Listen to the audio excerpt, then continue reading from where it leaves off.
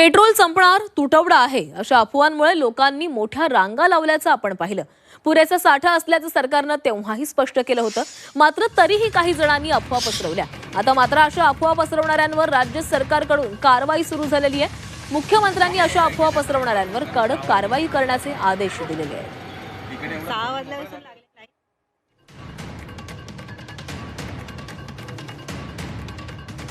Shortage संदर्भात ज्या पद्धतीने अफवा येत आता आपण जर पाहिलं पेट्रोल पंपावरती नॉर्मल स्थिती झालेली आहे। तुमचं आव्हान काय की अशाच पद्धतीनं स्थितीवर कोणी अफवा पसरवू नये? निश्चितपणे कोणी अफवा पसरवू नये।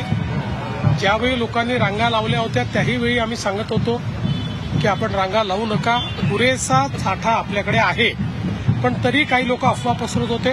आता अफवा पसरवणाऱ्यांवरही आम्ही कारवाई सुरू केलेली आहे, त्यामुळे मला असं वाटतं की आता या रांगा लागणार नाही।